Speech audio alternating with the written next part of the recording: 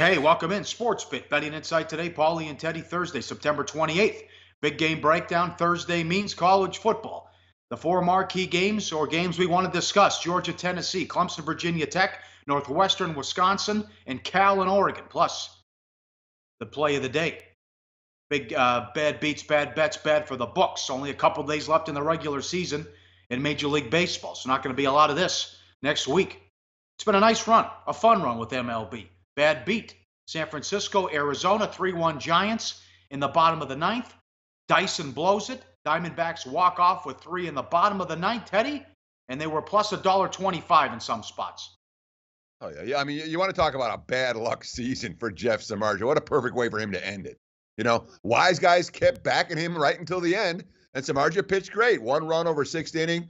Giants go into the 9th with a 3-1 lead, but Sam Dyson couldn't hold it. He's gone from being a prime closer prospect to a guy who's going to be scrambling for a setup job next season. The David Peralta walk with the bases loaded sets off the Arizona celebrations. The D-backs finished the regular season 52-29 at Chase Field. Only the Dodgers had a better home record. How about some bad bets? Blue Jays plus $1.65 all the way down to plus 125. Estrada has been terrific. Porcello didn't have anything, but the Red Sox won a slugfest 10-7. Blue Jays have been playing good ball, playing the role of spoiler. Yeah, I mean, it's a lot of times you'll see some smart money come in and try to buck a team that needs to win if the opponent's going to come to play. The Blue Jays offense played the spoiler last night. 7 runs, although Estrada, well, he didn't have it. Gave up 8 by himself. Bad bet on the Blue Jays.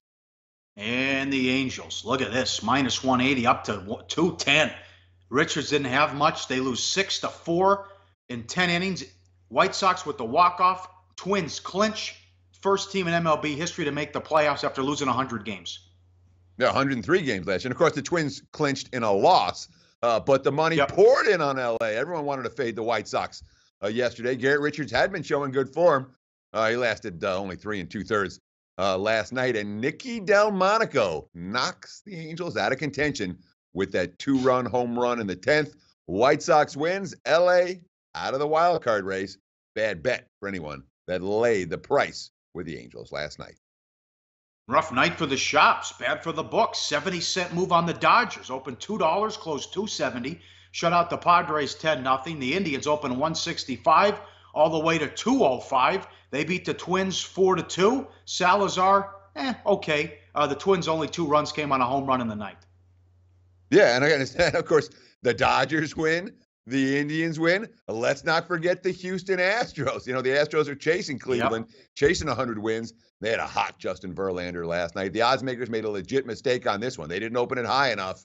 The bettors solved that problem in a big hurry. And, of course, it was the early game, so not only cashed for all the bettors, it also cashed the first leg of a bunch of parlays. Justin Verlander pitching like an ace with the Astros. And, man, when you're talking about Houston and Cleveland and L.A. all winning, yeah, that's not a good night for the house, even in late September. Detroit's quit. Texas has quit. In that series, Houston outscored Texas 37-7. How about the Reds? Plus 155 down to plus $1.30. They took money again. They shut out the Brewers, who had 4 hits. They've won 7-10 against Milwaukee. Yeah, and that's the second day in a row we've seen big money coming in on the team playing out the stretch against a team fighting for their wild card lives. And, of course, the shock of all shockers is Homer Bailey, 7 shutout innings in that ballgame. That reduced his ERA for the season to 6.43. But, of course, given the money that Cincinnati owes him over the next few years, any signs of progress for Homer Bailey is a good one for the Reds. All right, how about early week line movers, college football, early money for Utah State against BYU. BYU at the bottom of every key category in offense. Utah State. How bad does that BYU loss look to LSU now when they couldn't cross midfield? Kansas State taking money too against Baylor up to 17, as the markets think Baylor had their one big game against Oklahoma, made it a game, lost 49-41. Other than that, they've no-showed in every other contest. Sure, and certainly the money for Utah State. Some of it's Utah State Pro. If you look at what they did last week against San Jose, certainly a team that the bettors are interested in, and they know they're going to bring their A game again, in-state rival BYU, who even out of the bye week, the quotes coming from Ty Detmer and that offense are not positive ones. As for Baylor, they've lost their biggest playmaker at wide receiver, 5 touchdown catches, a 25-yard per catch average. That's a big loss for a team that needs their outside playmakers. I agree with this move. Minnesota up to 13 at home against Maryland. Maryland is down 2 quarterbacks already. They're on their 3rd string quarterback as they've lost 2 with torn ACLs, and Navy taking money against Tulsa up to 7. Yeah, and this has been the story for Maryland. Each of the last 2 years, they've been down to at least their 3rd string quarterback. Here it is to start a Big Ten play in Maryland, down to their 3rd string quarterback. That's never good for any coach and his job security. That's never good for any offense. And if you looked at the difference between Maryland week 1 and that win at Texas versus last week when UCF came in and just kicked their ass in College Park, there's a concern for the Maryland Terrapins right now. Certainly the market's not sleeping on Maryland's struggles. Oklahoma State up to 9.5. They think they're going to rebound against Texas Tech in 3 games we're going to talk about. Oregon's up to 14 at home against Cal. Georgia's 7.5 at Tennessee, and Clemson 7.5 at Va Tech for the marquee game Saturday night. Yeah, and just to be clear about that, the money's come on Texas Tech against Okie State. The money's come on Cal against Oregon. So we're seeing a couple of dogs that showed well for themselves last week in Cal and Texas Tech getting market support against a couple of favorites in Oregon and Oklahoma State that both lost straight up as double-digit chalk. All right, I made an error on that. Up next, big game breakdown. A lot of problems going on in the Tennessee program. We'll get to that. Georgia, Tennessee, and Clemson, Virginia Tech up next on SportsBet. Betting Insight today on SBRpicks.com.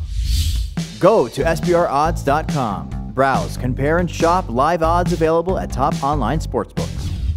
Back on SportsBet, Betting Insight today, big game breakdown. Always sponsored and powered by Bet Online. Check out the bonus page, sportsbookreview.com, for the latest and best offers to open a new account today.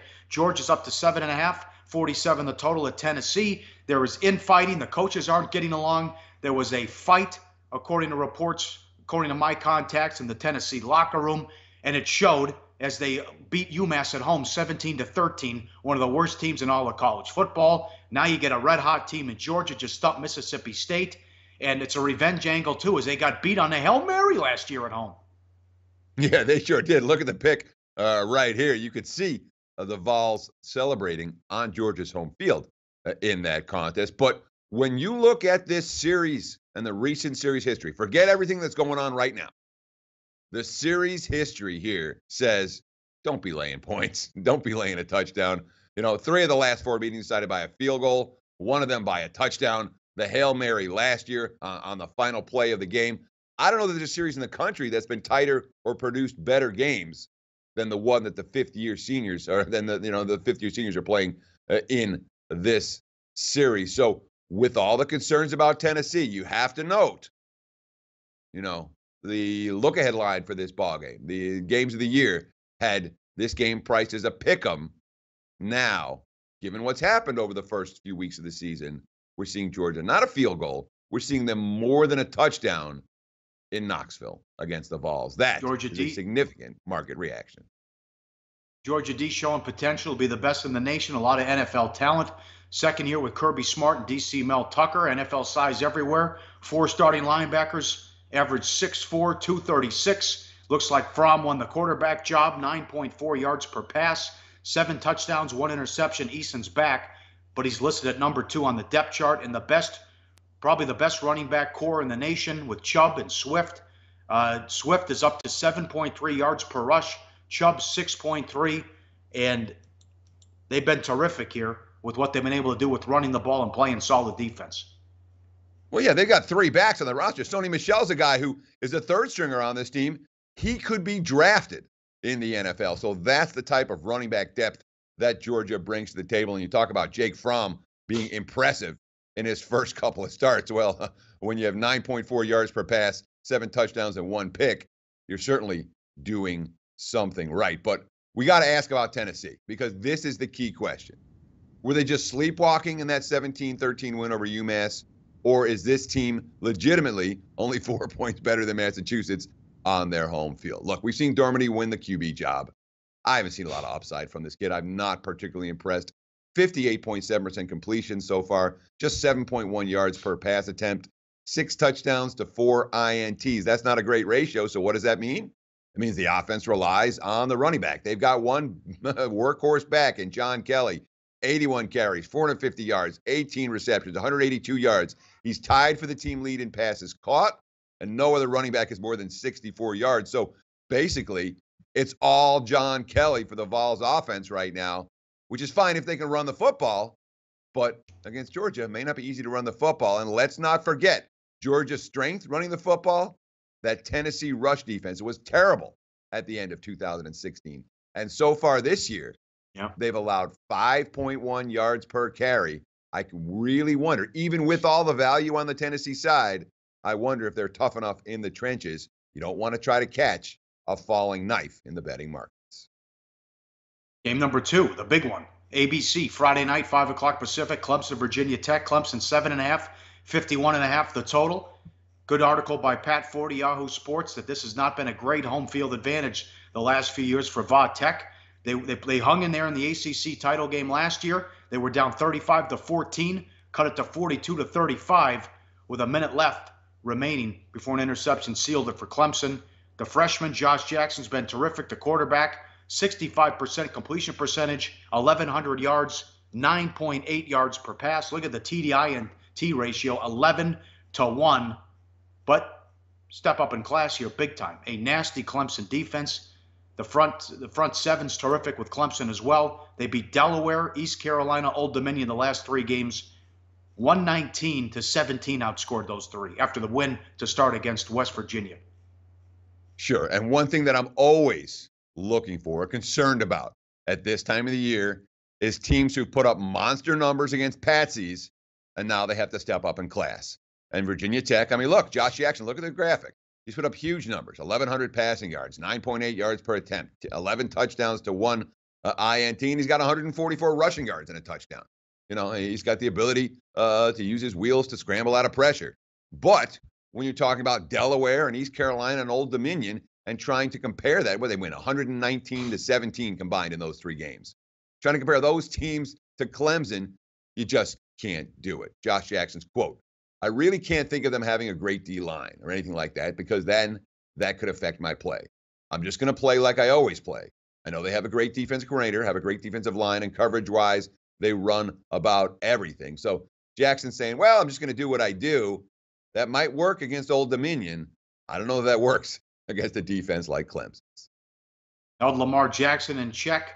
He was 21 of 42 through the air and 3.8 yards per rush. And a lot of their garbage points came in the 4th quarter, and they're ahead of schedule. The defensive starters, 2 seniors, 4 juniors, 5 sophomores, they embarrassed Auburn. They couldn't do anything on offense and had all those sacks, and then they shut down Jackson as well. It shows how Sweeney is with recruiting. And this is something, they are 9-1 in their last 10 games against top 15 opponents. That is unbelievable. Now, as far as the offense, Bryant's played well. He didn't play well against Auburn, but he was terrific against Louisville. They had a bad spot against BC before they got down to business and blew them out in the 4th quarter. But the depth at running back, throw up this graphic, the depth and the numbers off the charts. You see the yards per rush and the touchdowns, 4 good guys, 4 solid backs, Teddy. Yeah, I mean, you talk about Bryant. He certainly has potential, but make no mistake about it. Kelly Bryant is not Deshaun Watson. He's not even close right now. So far this season, he's thrown more interceptions, 3, than touchdown passes, 2. That's a huge concern. But you talked about the recruiting. And look, recruiting rankings, I got Alabama 1, Clemson 2. You know, that's where this program is right now. Sweeney's recruiting has been sick. And you talk about the fact they only have 2 seniors starting on defense. There is so much young talent on that Clemson team on both sides of the ball. But at QB, this is a tough test for Kelly Bryant. Now, they can run the football. They should be able to stop Virginia Tech. If I'm playing this one, I'm probably looking at the under before I look at either of the 2 sides. All right. And on the early game, a lot of people I respect are on Georgia because of the issues in the Tennessee locker room and the coaching staff. Up next, Northwestern, Wisconsin, and Cal and Oregon, plus the play of the day on SportsBit. Betting Insight today on SBRpicks.com. Research before you bet. Be sure to check out SBR Picks for the best game predictions, breakdowns, and much, much more. Back on SportsBit, we roll on with Big Game Breakdown, sponsored and powered by BetOnline. Exceptional customer service, strong promotions, every type of wager we're looking for out there. Northwestern hits the road to take on Wisconsin.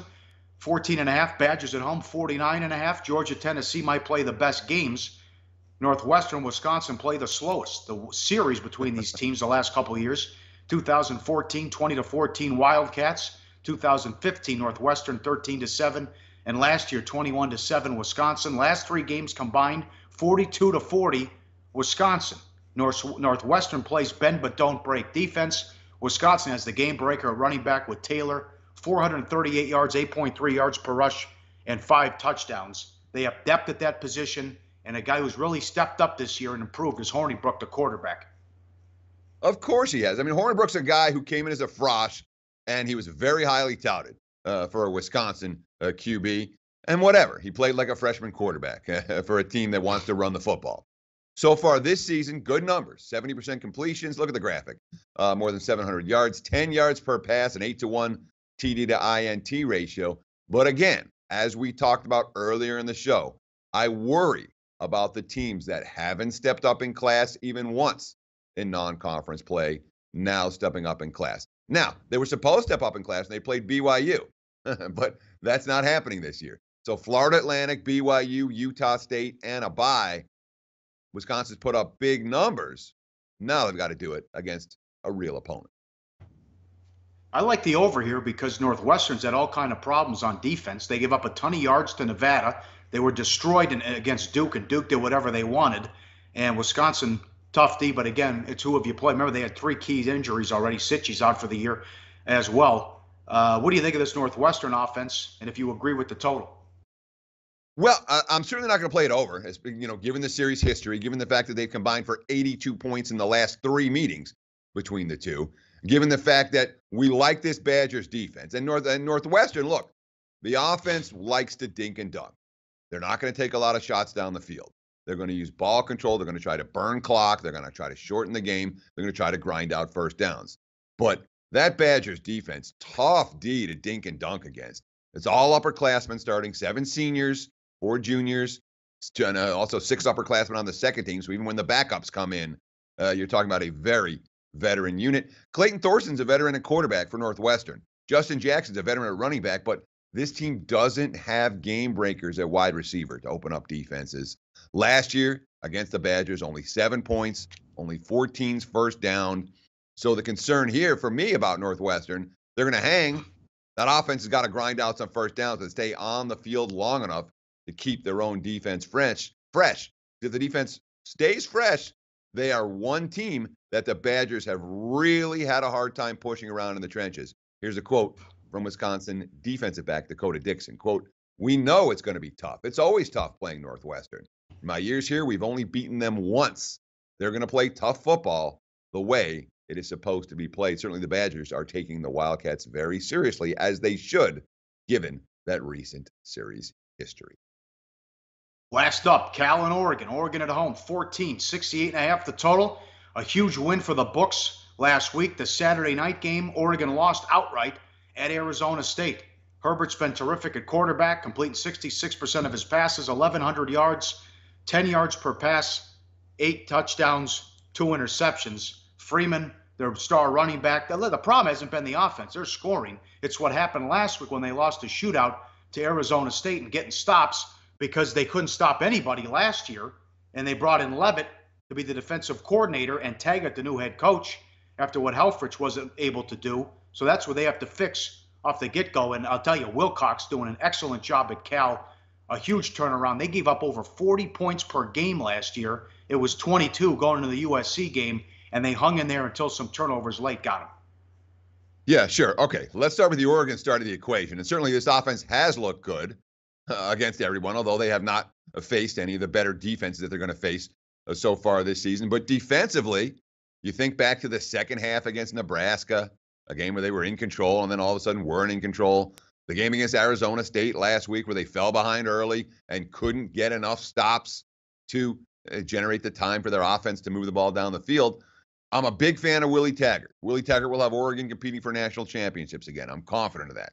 Jim Leavitt's a good defensive coordinator. He's a bright defensive mind, but that is a young defense, man. They have 3 freshmen starting, 3 more freshmen in the 2 deep. It is a Ducks defense that I've got my concerns about this season, just like we've had in every recent season. And of course, when you're talking about laying 2 touchdowns, you need an offense that's going to work. You need a defense that's going to work. The Ducks offense been pretty good. The Ducks defense, I don't know if they're ready to lay 2 touchdowns against a Pac-12 foe. Yeah, and Wilcox doesn't screw around. He came over from Wisconsin as the defensive coordinator. He's the head coach. He was bringing pressure on every play against Ole Miss. They just were outmanned against USC. They had the big upset at home against Ole Miss. He played quarterback at Oregon, so maybe some extra motivation there. He already coached with Cal, Boise, Tennessee, Washington, USC. First time as a head coach. Grew up in Oregon. Quote, I grew up there and got the opportunity to go to school there. I'm thankful for that. During my time, I was fortunate to be around coaches and teammates whose relationships I cherish. I appreciate all of it and don't minimize that, but this is not about me. It's about our team. We have an opportunity to go compete against a great team and see where we're at. So that is how I look at it. Now, they beat North Carolina, which is a tough spot. It was a body clock game at 9 in the morning with all the travel. They still won that game, and they beat Ole Miss. And that was a tight game in the third quarter at home against USC as they were 17-point dogs. I don't think there's another first-year head coach in the country that I've been more impressed with than Justin Wilcox. Let me make this very clear. This has been a complete transformation for a defense that the talent level is basically what it was. Schematically, attitude-wise, look at the graphic right here. You know, the defense, 46 points a game, 40, 31, 43, giving up 500 yards year after year. So far this season, 24 points per game. And even that's misleading because what happened last week? They turned the ball over 4 times against USC. They were right there to beat USC. They were toe-to-toe with USC. And then what happened? Ross Bowers turned the ball over. He had a rough game. And that it may be a concern for the Bears in this game. If they don't cover, it's going to be because Bowers makes mistakes. He has 8 interceptions versus only 6 touchdowns so far this season, only completing 55% of his passes. But this team's battle-tested. They've played multiple tough foes already. They're getting great work at running back from Patrick Laird, who's averaging, who's averaging close to 7 yards per carry, and a Cal defense that the database is going to take a while for them to adjust to reflect the new current reality of the Cal Bears defense. It's good, Pauly. We'll see how good at Oregon this week, but I've seen him twice against potent offenses in Ole Miss and Oregon and even North Carolina. And they did a pretty good job of shutting those defenses down, or those offenses down. Which leads us to this. Betting number 161, Golden Bears plus 14. Great defensive transformation. What they've been able to do with Wilcox. Better defense. And we'll take over the 2 touchdowns here.